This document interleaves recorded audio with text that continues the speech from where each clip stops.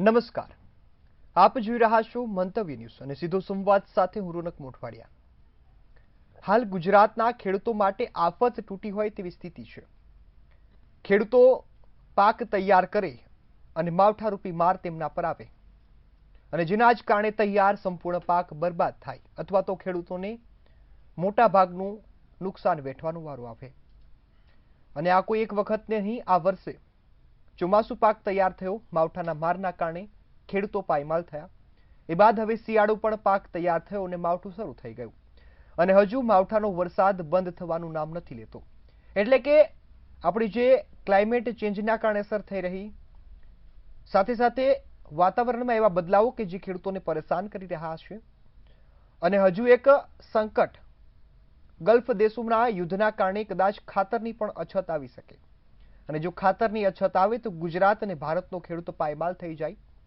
ખાતર સિવાય જે પાક છે તેનું ઉત્પાદન ખૂબ ઓછું થાય અને જેના જ કારણે હાલાકી પણ વેઠવાનો વારો આવે।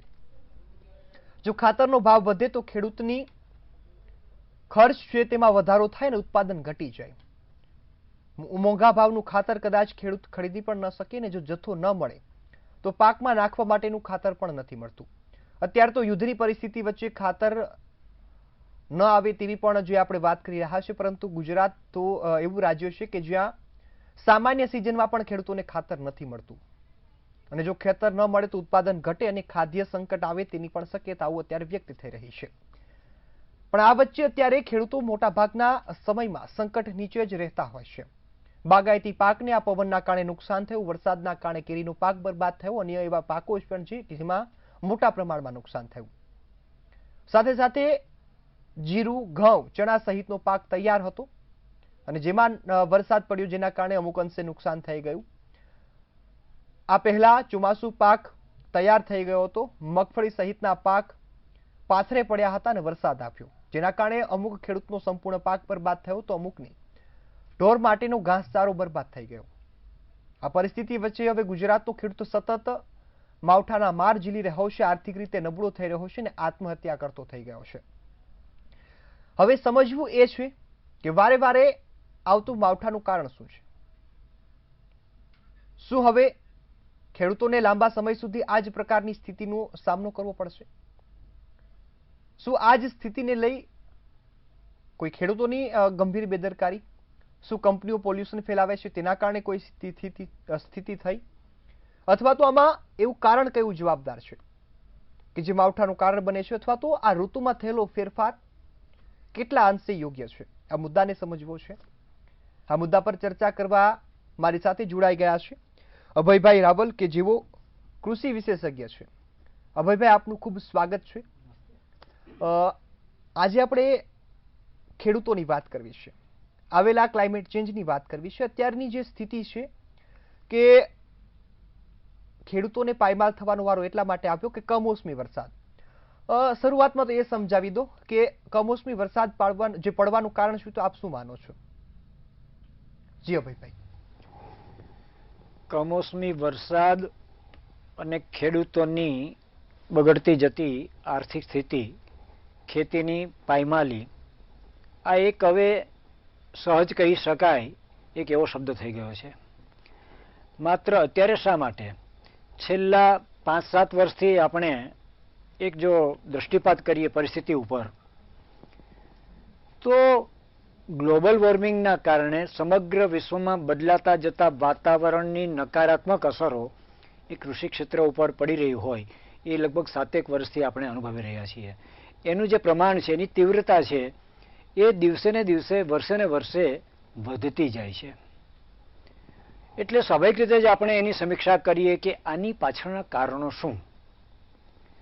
હવે કારણની જ્યારે આપણે મીમાંસા કરીએ, એનું વિશ્લેષણ કરીએ તો કોઈ એક કારણ તો સ્વાભાવિક રીતે ન જ હોય, પણ હું એવું ચોક્કસ કહીશ કે કોણ જાણે કેમ આપણી કમનસીબી છે, માનવ સ્વભાવની કમનસીબી છે કે પ્રકૃતિનું રહસ્ય, પ્રકૃતિ સાથેનું તાદાત્મ્ય, એની સાથે જે માનવીય સંબંધો કે જે એક સમય આપણી સંસ્કૃતિ હતી, આપણી સંસ્કૃતિ પર્યાવરણના વિકાસની સાથે સાથે ડેવલપ થતી હતી, એનો વિકાસ થતો હતો।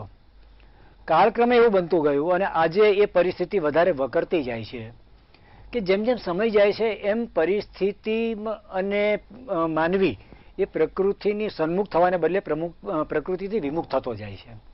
એટલે એમાં વિકાસ માટેની આંધળી દોટ એવો શબ્દ તો નહીં વાપરું, પણ વિકાસ માટેની જે પ્રોપર સમજણ હોવી જોઈએ, સાચી સમજણ હોવી જોઈએ, યોગ્ય સમજણ હોવી જોઈએ, એ સમજણનો અભાવ.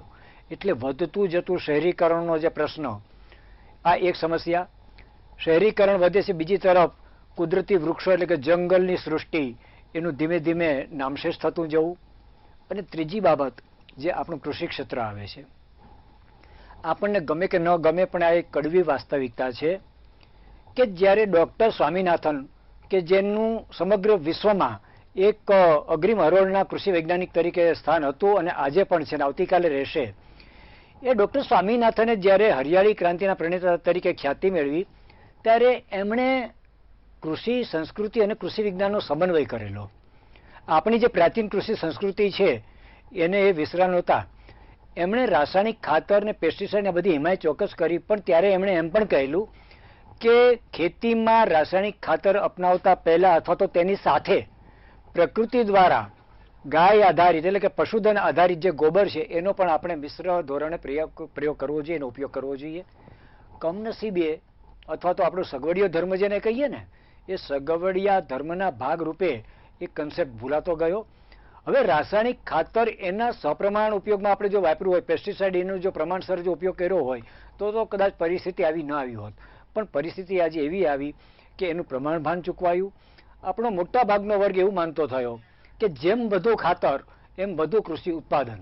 પણ આજે પ્રત્યેક ખેડૂત પોતાની છાતી હાથ રાખીને મૂકશે તો એ સ્વીકારશે કે એક સમય એટલે આજથી 15 વર્ષ પહેલા જે પણ કપાસ હોય, મગફળી હોય, દિવેલા હોય, ડાંગર હોય, ઘઉં હોય, જીરું હોય, જેટલું પણ કૃષિ ઉત્પાદન પહેલા આવતું હતું એના કરતાં ઉત્પાદન ધીમે ધીમે ઘટવા લાગ્યું છે. એનો અર્થ એ થયો કે જમીનની ફળદ્રુપતા ઘટી છે. આ ફળદ્રુપતા તો ઘટી છે, પણ સાથે સાથે પેસ્ટિસાઇડના અતિરેકને કારણે, ખાતરના અતિરેકને કારણે વાયુમંડળમાં જે નકારાત્મક અસરો થઈ છે એનું આ પરિણામ હોય એવું હું સ્પષ્ટ માનું છું. અને આ માત્ર મારો અનુભવ નથી, મારું અનુમાન નથી કે મારો અભિપ્રાય નથી. વૈશ્વિક લેવલે આપણે જેને વિશ્વ આરોગ્ય સંસ્થાન કહીએ WHO, એની જે શાખાઓ છે એમણે સમગ્ર વિશ્વમાં આ પ્રકારના સંશોધનો કર્યા છે, વર્ષોના વર્ષ સુધી અભ્યાસ કર્યા છે. એ અભ્યાસનું તારણ પણ એવું છે કે આ જે પ્રમાણભાન ભૂલાયું છે એને કારણે વૈશ્વિક કક્ષાએ વાયુમંડળમાં જે ફેરફાર થઈ રહ્યો છે એનું જ આ પરિણામ છે. અને એમની ટકાવારી પણ આપણને હાઈકારો ઉપજાવે એવી છે. લગભગ 30% ફાળો કૃષિ ક્ષેત્રનો, આ જે પરિસ્થિતિ જન્મી એમાં 30% ફાળો કૃષિ ક્ષેત્રનો છે, આવું વિશ્વના કૃષિ વૈજ્ઞાનિકો કહે છે. આપણને કદાચ નહીં શીખે, કારણ કે સામાન્ય રીતે આપણી માનસિકતા એવી હોય છે મારી ભૂલ મને નહીં સમજાય અને બીજા કોઈ દોષે તો હું કદાચ સમજીશ, ને તો એમ કે ના મારી કોઈ જ ભૂલ નથી, આ બધું છે ને એ બીજાના કારણે મારે ભોગવવું પડે. પણ વાસ્તવિકતા આવી નથી. મારી દ્રષ્ટિએ આ આત્મચિંતનનો અવસર છે, માત્ર ચિંતા કરવાથી નહીં ચાલે.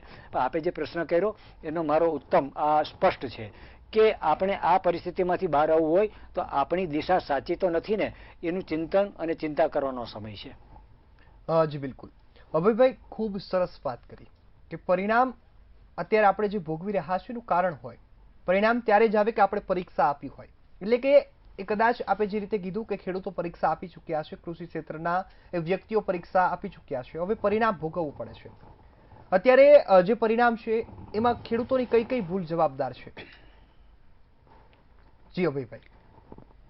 ખેડૂતોની ભૂલ તો હું નહીં કહું, પણ મેં જેમ શરૂઆતમાં વાત કરી એવી રીતે જે પ્રોપર માર્ગદર્શન મેળવવું જોઈએ એ માર્ગદર્શનનો અભાવ મને આમાં લાગે છે. અને જો આપણે ભૂલ શબ્દ માનો કે વાપરીએ તો એ માર્ગદર્શનના અભાવમાંથી જન્મેલી ભૂલ છે. ખેડૂત પોતે સમજીને ભૂલ નહીં કરે, પણ જે માર્ગદર્શન મેળવવું હોય એ માર્ગદર્શનના કારણે, અભાવને કારણે આ પરિસ્થિતિ સર્જાઈ છે. એટલે હવે જો આપણે ઉપચારની વાત કરવી હોય તો આપણે સૌ જાણીએ છીએ કે રાજ્યમાં 4 કૃષિ યુનિવર્સિટીઓ છે. તેના વૈજ્ઞાનિકો સતત કોઈને કોઈ પરિસ્થિતિનું સંશોધન કરે છે. એ સંશોધનના આધારે એ એમનો નિષ્કર્ષ પણ આપે છે, જરૂરી સૂચનાઓ પણ આપે છે કે આ પ્રકારની પરિસ્થિતિ જ્યારે સર્જાય ત્યારે એમને ખાતર, પેસ્ટિસાઇડ, પાણી આ જે ચાર આપણે કૃષિની જ્યારે વાત કરીએ તો કૃષિનો વિકાસ ત્યારે જ થાય કે એના જે મહત્વના 4 ઇનપુટ્સ છે. પહેલું ઇનપુટ્સ એટલે કે બિયારણ, બીજો નંબર પાણી, ત્રીજું ખાતર અને જંતુનાશક દવાઓ. આ 4 ઇનપુટ્સ ઉપર ખેતીના વિકાસનો આધાર છે. હવે એનું ક્યારે કેટલો ઉપયોગ કરવો, આ બધી જ બાબતોની જાણકારી કૃષિ વૈજ્ઞાનિકો, ખેતીવાડી અધિકારીઓ અને કૃષિ યુનિવર્સિટી હસ્તકના કૃષિ વિજ્ઞાન કેન્દ્રો આપતા હોય છે. એની સંખ્યા ઓછી હશે. કદાચ ખેડૂતો એમ પણ કહી શકે કે અમારે માર્ગદર્શન જોઈતું હોય તો કદાચ અમને સમયસર નથી મળતું. શક્ય છે, આ બનવા જોગ છે. પણ હવે તો ટેકનોલોજી એટલી સાઉન્ડ છે કે દરેકના હાથમાં મોબાઈલ છે. આપણે સોશિયલ મીડિયાના માધ્યમથી ઘરે બેઠા નિરાંતના સમયે નિરર્થક કોઈ રીલ જોવાના બદલે, ફેસબુક ઉપરની પોસ્ટ જોવાને બદલે, ઇન્સ્ટાગ્રામ ઉપર જે બધી નિરર્થક વાતો જોવાને બદલે આપણને જેની જરૂર છે આ બધા જ પ્રકારનું સાહિત્ય આપણને મળે છે. આપણે એઆઈની જો વાત કરીએ તો જે ખેડૂતનો વર્ગ ભણેલો છે એ યુવાનોને, એ ખેડૂતોને તો હવે એઆઈની મદદથી પણ જાણકારી મળે છે કે આપણે આ પ્રકારની પરિસ્થિતિમાંથી જો બહાર આવવું હોય તો શું શું ઉપાયો કરવા જોઈએ. આપણે હવામાનની વાત કરી તો હવે તો ટેકનોલોજી, જેને આપણે પ્રિસિઝન ફાર્મિંગ કહીએ છીએ. પ્રિસિઝન ફાર્મિંગ એટલે શું કે અત્યારે જેમ હવામાન વિભાગ કે ખેતીવાડી ખાતું કે હવામાન શાસ્ત્રીઓ જે પ્રકારનું આગાહી અનુમાન કરતા હોય છે કે આગામી અમુક દિવસોમાં માવઠું થવાનું છે, ત્યારે એ જ પ્રકારની પરિસ્થિતિનું અવલોકન કે આગાહી હવે ખેતરમાં એક યંત્રની મદદથી સમયસર ખેડૂતોને જાણકારી મળી જાય છે. મારી પાસે અનેક કિસ્સાઓ આવા ખેડૂતોના છે કે એમણે કોઈ પણ કંપનીનું યંત્ર, જેને પ્રિસિઝન ફાર્મિંગ અંતર્ગત આપણે કહેવાય, એ પોતાના ખેતરમાં લગાવી દે તો એને હવામાન સંબંધી જાણકારી અમુક સમય પહેલાની, અમુક દિવસો પહેલા મળી જાય છે. કદાચ બનવા જોગ છે કે 100% આગાહી શક્ય ન પણ બને, એ સાચું ન પડે, પણ એને વરતાર તો મળી જાય છે. તો આ પ્રકારની યાંત્રિક મદદથી, એઆઈની મદદથી ખેડૂત જેટલી પણ શક્યતાઓ છે એને જો સમયસર ખબર પડી જાય તો પોતાના ખેતરમાં મગફળી હોય, ઘઉં હોય કે જે કોઈ પાક હોય તો શક્ય એટલો એ બચાવ કરવાનો એને પાસે સમય રહે છે. માર્કેટ યાર્ડમાં ઘણી વખત એવું બનતું, એક માર્કેટ યાર્ડમાં એનો માલ ગયો હોય તો મને એ સમજાતું નથી કે કરોડો અબજો રૂપિયાનું ટર્ન ઓવર જે માર્કેટ યાર્ડમાં હોય છે, માર્કેટ યાર્ડના મેનેજમેન્ટ પાસે, તો આપણે જ્યારે માર્કેટ યાર્ડમાં દાખલ થઈએ તો આટલો મૂલ્યવાન પાક એ માર્કેટ યાર્ડમાં તો એમને એમ ગોડાઉનમાં ભરાવાને બદલે બહાર ખુલ્લા મેદાનમાં પથરાયેલો હોય છે. હવે જ્યારે આગાહી થતી હોય છે, ટીવી ઉપર, સોશિયલ મીડિયામાં આગાહી થતી હોય છે કે ભાઈ આગામી દિવસોમાં માવઠું આવશે, વાવાઝોડું આવશે, તો ખેડૂતોનો માલ જે માર્કેટ યાર્ડમાં પથરાયેલો છે એને પાથરીને સુરક્ષિત રાખવાનો ઉપાય પણ કેમ અજમાવવામાં આવતો નથી, એ પણ મને સમજાતું નથી. એટલે આવા હાથવગા ઉપાયો આટલા છે, પણ ખેડૂતોને સંબંધ છે ત્યાં સુધી મારી તો નમ્ર વિનંતી છે કે દિવસ રાત 24 કલાક કાળી મજૂરી કરવા વાળો ખેડૂત જેટલી મહેનત પોતાની ખેતીને સમૃદ્ધ કરવામાં અને એને કારણે આર્થિક સંપન્નતા ઊભી કરવામાં જે વાપરે છે, એ મહેનતનો ઉપયોગ કરે છે, એમાંની થોડી પણ મહેનત ટેકનોલોજી, કૃષિ વિજ્ઞાન અને જેનો અનુભવ છે એવા લોકોની સાથે પરામર્શ કરીને હાથવગા જે અનેક ઉપાયો છે, અને એ રામબાણ ઇલાજ જેવા ઉપાયો હોય છે, માત્ર ઉપદેશાત્મક વાતો નથી હોતી. તો આવા જે ઉપાયો છે એ ઉપાયોનો જો ઘર આંગણે જો અજમાવેશ કરવામાં આવે તો મને લાગે છે કે પ્રકૃતિનું આ જે કુદરતી વિષચક્ર, જે એક ઋતુચક્ર જે ફેરવાયું છે એમાંથી આંશિક ધોરણે તો એને સહાય મળે જ. બાકી તો પ્રકૃતિ સામે માનવની શક્તિ એની મર્યાદા છે ને છે જ.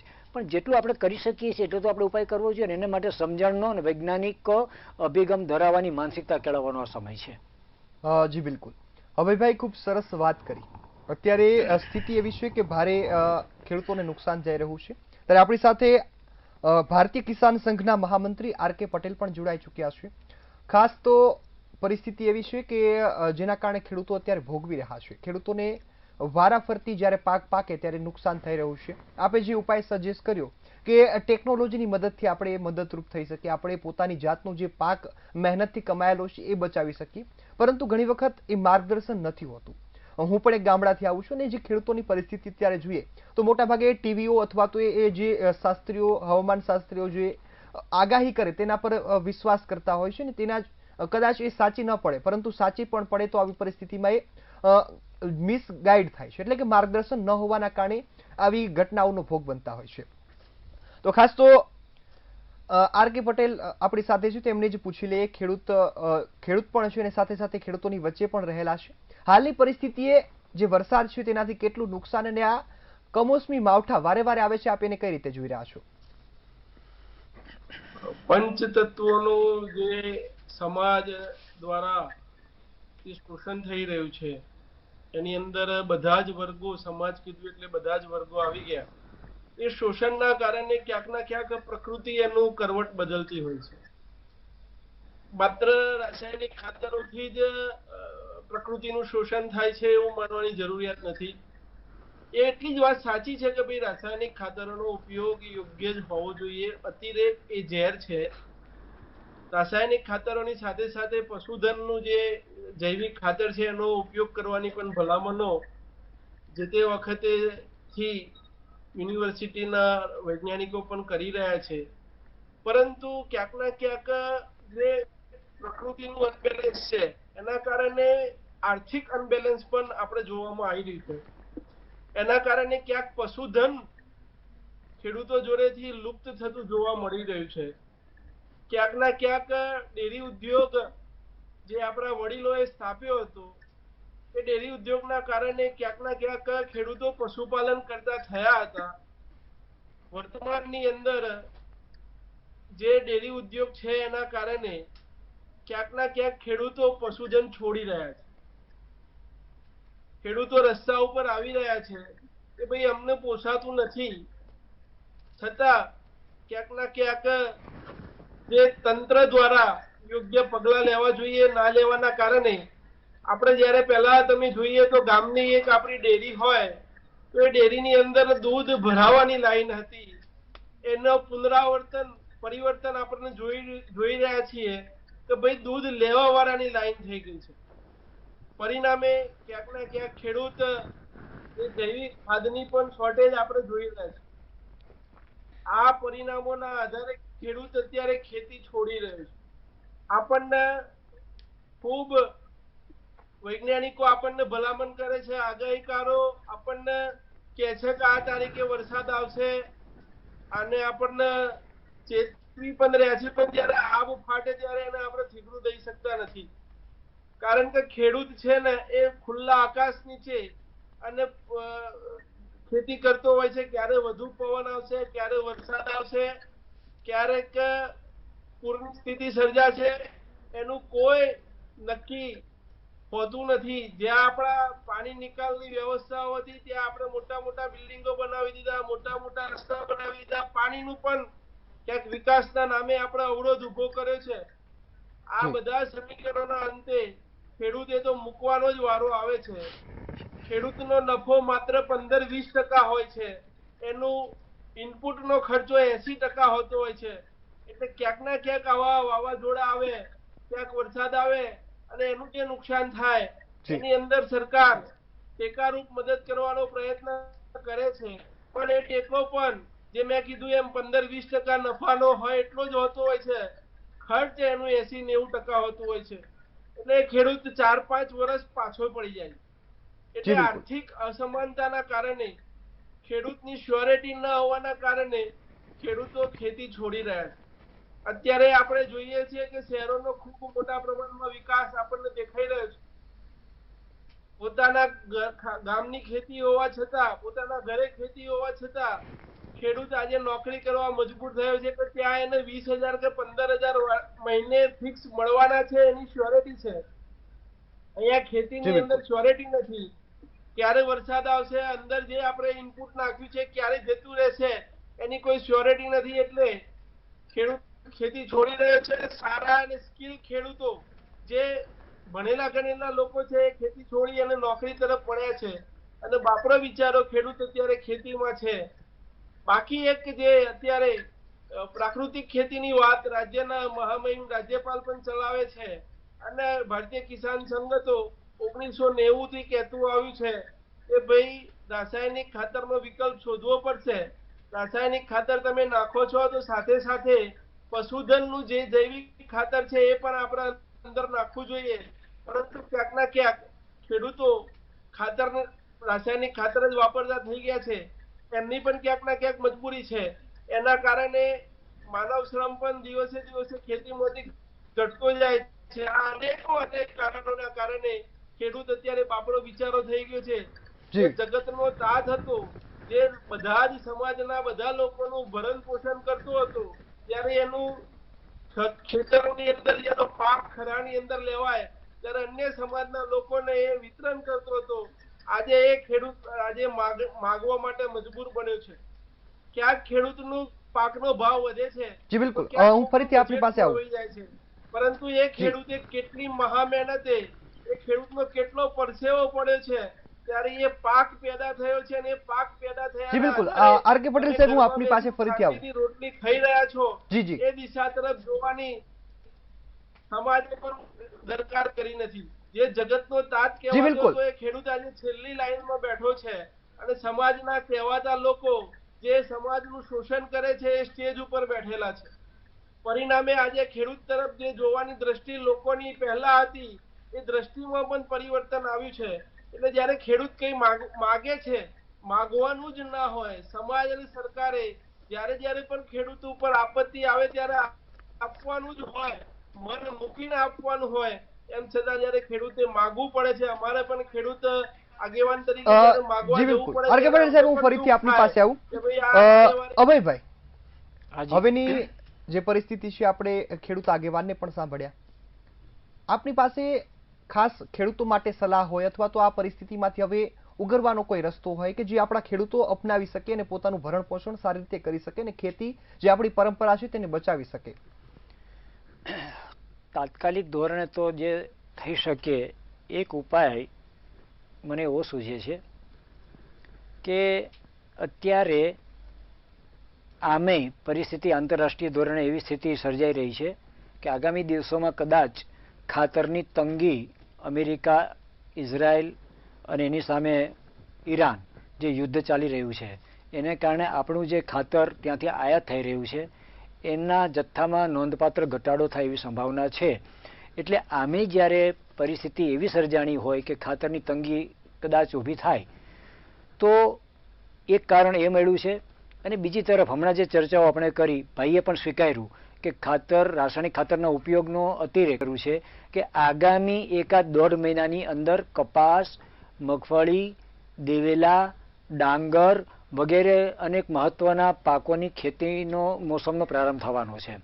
તો અત્યારે ખેડૂતો બીજું કશું જ ના કરે પણ તાત્કાલિક જે એમની પાસે ઉપાયો છે તો કૃષિ વૈજ્ઞાનિકો પાસે જાય, યુનિવર્સિટીઓ પાસે જાય, ખેતીવાડી અધિકારીઓ પાસે જાય, ક્યાંક ને ક્યાંકથી માહિતી મેળવી ખરેખર પોતે જે ખાતર રાસાયણિક વાપરે છે એ રાસાયણિક ખાતરમાં માનો કે જો એવું જાણવા મળે માર્ગદર્શનના દ્વારા કે ભાઈ ડીએપી, યુરિયા, NPK જેને કહીએ છીએ એ અત્યારે વાપરે છે એના કરતાં જે વાપરવું જોઈએ એના કરતાં અનેક ગણું વધારે વાપરે છે, તો એનો જો સાચું માર્ગદર્શન મેળવે તો શક્ય છે કે એની 40 થી 50% ક્વોન્ટિટીની જરૂરિયાત કદાચ ઓછી થઈ જાય. એટલે કે જ્યાં 25 કિલોની જરૂરિયાત માનો કે 50, 60 કે 70 કિલોગ્રામ વાપરતો આ બને જ છે. આ કદાચની વાત નથી, આ વાસ્તવિકતા છે કે અનેક ગણું વધુ ખાતર ખેડૂતો વાપરે છે. એટલે તો આપણે અતિરેક શબ્દનો પ્રયોગ કર્યો. તો આ વધુ પડતું ખાતર જે ખેડૂતો વાપરે છે એ કમસે કમ કોઈના માર્ગદર્શનથી એની જે યોગ્ય પ્રમાણ હોય એ પ્રમાણભાન જાળવવાની શરૂઆત કરે તો પરિસ્થિતિ એવી સર્જાશે કોઈનો ખર્ચો પણ બચશે અને જમીન જે ધીમે ધીમે બિન ઉપજાઉ બનતી જાય છે એમાં ઘટાડો થશે અને એ ખર્ચો ઘટશે અને સામે સામે એનું પરિણામ પણ ધીમે ધીમે દેખાવાનું. અને બાકી તો એવું છે કે જ્યારે પણ જેવી આગાહી થાય એ પ્રમાણે એ પોતાના મૂલ્યવાન પાકને બચાવવાના રસ્તા અપનાવે અને એની પાસે રસ્તા હોય છે. અને ત્રીજી બાબત એવી છે કે આ પ્રકારની વારંવારની આપત્તિથી ત્રાસી ગયેલા ખેડૂતને યથાશક્તિ જે પણ લેવલે સહકારની જરૂરિયાત હોય એ પ્રમાણે એમને સહકાર પૂરો પાડવામાં આવે. આ ત્રણેયનો સમન્વય થાય તો કંઈ આંશિક રાહત બાકી હકીકતમાં આ પરિસ્થિતિ તો એવી છે ને આના ટૂંકા ગાળાના ઉપાયો શોધવાને બદલે ખરેખર લાંબા ગાળાનો દીર્ઘજીવી ઉપાય શોધવાની જરૂરિયાત છે. અને છે જ માત્ર એ દિશામાં માઇન્ડસેટ કેળવવાની જરૂરિયાત છે. આપણો અભિગમ કેળવાશે તો આગામી દિવસોમાં બાકી ટૂંકા ગાળાના પ્રયાસોથી આજે રાહત મળશે પણ આવતીકાલે ફરી આ જ પરિસ્થિતિ જન્મવાની. એટલે જે કંઈ ઉપાય જોઈએ એ લાંબા ગાળાનો ઉપાય અજમાવવો જોઈએ અને છે જ. અભયભાઈ, હવે એ લાંબા ગાળાનો ઉપાય શું હોઈ શકે? ક્લાઇમેટ ચેન્જની અસર તો થઈ ગઈ છે, વિશ્વ પર એ અસર જોવા મળી રહી છે, ભારત પર ને ગુજરાત પર પણ જોવા મળી રહી છે કે કમોસમી વરસાદે આખા વર્ષનું એક દૈનિક પ્રક્રિયા બની ગઈ છે, સામાન્ય ભાગ બની ગયો છે. લાંબા સમયની કાળજીઓ શું હોય? લાંબા સમયની કાળજીમાં મેં જે મુદ્દો મહત્વનો જે મૂક્યો એ જ પ્રમાણે સૌથી પહેલા તો ખેડૂતોએ આપણી જે કૃષિ વિજ્ઞાન અને કૃષિ સંસ્કૃતિ કહીએ છીએ તો આપણી કૃષિ સંસ્કૃતિનો અભ્યાસ કરવો જોઈએ. કૃષિ સંસ્કૃતિનો અભ્યાસ એટલે શું કે આપણે જ્યારે રાસાયણિક ખાતર વગેરે નહોતું ત્યારે જે તે સમયે આપણા પ્રાકૃતિક ખાતર ઉપર આપણે નિર્ભર હતા. પ્રાકૃતિક ખાતરના અભાવના કારણે જે તે સમયે જે પરિસ્થિતિ સર્જાણી એટલે પડી પાછા રાસાયણિક ઉપર આવ્યા, પણ બેલેન્સ ચૂકવાયું. આજે આપણી જરૂરિયાત એ છે કે જો શક્ય હોય ત્યાં સુધી ધીરે ધીરે હમણાં જે ભાઈએ વાત કરી એ પ્રમાણે આપણા રાજ્યપાલશ્રીએ અને સરકારે પ્રાકૃતિક ખેતી અપનાવવા તરફ ખેડૂતોને જે રીતે અપીલ કરવામાં આવી છે, જે રીતે ભાર મૂકવામાં આવ્યો છે, એ રીતે ખેડૂતોએ પોતાની વર્ષોથી રાસાયણિક ખેતીની જે પદ્ધતિ છે એને ધીરે ધીરે છોડી. જો એક સામટું છોડવાથી પરિણામ નહીં મળે, કદાચ નકારાત્મક પરિણામ આવશે. કૃષિ વિજ્ઞાન તો એમ કહે છે કે આજે મારી પાસે 15 વીઘા જમીન છે તો પહેલી જરૂરિયાત મારી શું છે કે 15 વીઘામાં હું અત્યારે જે રીતે રાસાયણિક ખાતર, જંતુનાશક દવાઓનો ઉપયોગ કરું છું, જે પ્રકારના બિયારણનો ઉપયોગ કરું છું, જે પ્રકારની પિયતનો ઉપયોગ કરું છું, આ 4 મહત્વની બાબતો છે. એમાં મારે વૈજ્ઞાનિક અભિગમ દ્વારા ક્યાં ક્યાં ફેરફાર કરવાની જરૂરિયાત છે એનો અભ્યાસ ખેડૂતોએ કોઈને કોઈ રીતે કરવો પડશે. આપણે એમ કહીએ કે કૃષિ વૈજ્ઞાનિકો આપણને મળતા નથી, ખેતીવાડી અધિકારીઓ નથી મળતા. ભાઈ વાત એટલી જ છે, મારી જરૂરિયાત હોય તો રસ્તો મારે જ કાઢવાનો હોય અને મારે દોડવું પડે, એ આપણી પાસે નહીં આવે. બનવા જોગ છે કે તાત્કાલિક પ્રયાસો કરી તાત્કાલિક આપણે માર્ગદર્શન ના મળે, પણ આ તો નિરંતર પ્રક્રિયા છે. તો તમે આજે ડોક્ટર તાત્કાલિક ન મળે આપણે ડોક્ટર પાસે જવાનું બંધ થોડા કરવાના છીએ. એક નહીં તો બીજો ડોક્ટર, બીજો નહીં તો ત્રીજો ડોક્ટર, થોડી રાહ જોઈશું. લાઈનોમાં આપણે ઉભા જ રહીએ છીએ ને ડોક્ટર પાસે જવામાં. તો આ પ્રકારે જ્યારે આ પરિસ્થિતિ સર્જાણી છે તો સૌથી પહેલી વાત એ કે આપણી રાસાયણિક ખાતર અને દવાઓની જે અત્યારે આપણે ઉપયોગમાં જે લઈએ છીએ એનો જથ્થો, એનો અભ્યાસ કરીને એમાં ક્યાં ઘટાડો કરી શકીએ છીએ, એમ કરીને જમીનને વધતી જતી જે બગડતી જતી હોય છે એ બગડતી જતી જમીનને પહેલાં તો અટકાવવાનું પહેલું કામ કરવું જોઈએ. એને કારણે એના કૃષિ ઉત્પાદન ઉપર હકારાત્મક અસરો પડશે. પાણીની બાબતમાં પણ એવું છે. આજે ઉત્પાદન ઘટવાના અનેક કારણે એ છે કે પાણી આપણે બોર કે કૂવામાંથી લઈએ, પાણી પણ દૂષિત હોય છે. હવે આ દૂષિત પાણીનો તમે ધોરિયા પદ્ધતિથી જો ઉપયોગ કરો તો પરિસ્થિતિ એ આવે કે તમારી જમીન બગડે છે. જમીન ઉપર તમે ઘણી વખત જોશો કે પિયત લીધા બાદ જમીન સુકાશે તો જમીન ઉપર ખારો ક્ષાર આપણને દેખાશે. તો આ ક્ષારયુક્ત જમીન એ કે માત્ર દરિયાઈ પાણીથી નથી થતી, તો ત્યાં પણ ડ્રીપ કે સ્પ્રિંકલરનો આપણે ઉપાય છે તો એનો ઉપયોગ કરવો જોઈએ. આવા તો હાથ વગર ઘણા ઉપાયો છે, પણ એ ઉપાયો તરફ જવાની આપણી દ્રષ્ટિ કેળવવી પડશે અને ગમે તેઓ એના માટે સંઘર્ષ કરવો પડે, મહેનત કરવી પડે, પુરુષાર્થ કરવો પડે તો કરવો પડે, તો જ પરિણામ મળશે. જી બિલકુલ. ખાસ સમયની મર્યાદા છે એટલે કાર્યક્રમ અહીં સમાપ્ત કરવો પડશે. આપ બંને અમારી સાથે જોડાયા. આ મહત્વનો મુદ્દો આપણા ખેડૂતો માટેનો છે, તેના વિશે માર્ગદર્શન આપ્યું બદલ આપનો ખૂબ ખૂબ આભાર. હાલ જે કૃષિ ખેતી આપણા દેશની કરોડરજ્જુ છે, ગુજરાતની પણ કરોડરજ્જુ છે. મોટાભાગના લોકોની આવક આમ તો ખેતીમાંથી પણ આવે છે. આ ખેતીને બચાવવી હશે તો હવે પગલાં ભરવા પડશે. માવઠું થાય છે તો ખેડૂતોને પહેલા સાવચેત રહેવું પડશે. હર વખતે સરકાર પાસે સહાયની આશા રાખવી એ સારી બાબત છે, પરંતુ વર્ષમાં જો 3 વખત માવઠું થાય, 3 વખત મોસમ બગડે, પાક બગડે તો સરકાર પણ સહાય નથી આપવાની. એટલે એનો સીધો અર્થ એ છે કે ખેડૂતોને જાગૃત થવું પડશે, ખેડૂતોને આ બાબતમાં લડવા માટે તૈયાર થવું પડશે. આશા છે કે કુદરત પણ એ ખેડૂતો ઉપર જોશે, નજર નાખશે અને ખેડૂતોના કંઈક સારા માટે વિચારશે. આ આશા સાથે કાર્યક્રમ સમાપ્ત કરીએ છીએ. ફરીથી મળીશું એક નવા મુદ્દા સાથે. ત્યાં સુધી મને રજા આપશો. નમસ્કાર.